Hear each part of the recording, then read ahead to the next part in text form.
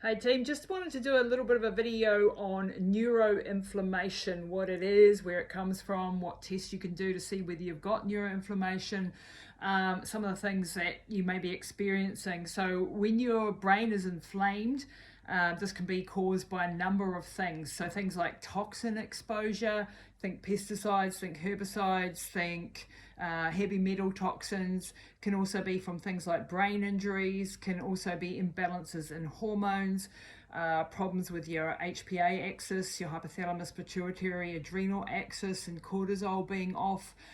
It can be caused by gut problems and gut dysbiosis, leaky gut, that type of thing, infections, that sort of thing can also contribute to neuroinflammation. So it's when you have symptoms, you may have symptoms of things like depression, of brain fog, of just not being on your game and be able to pull your memories out properly.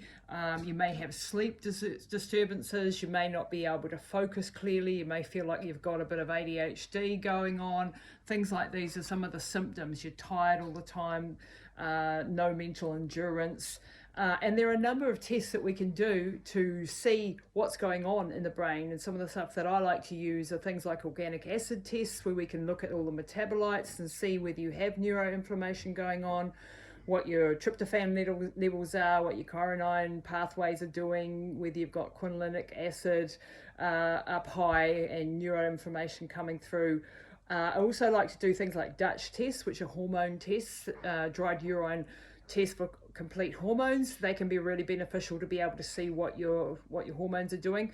Genetic testing also can give us some insights in what you're predisposed to, and then nutrient panels as well as microbiome testing. So lots of ways to fix it, but that's just a quick one on what you can do about neuroinflammation.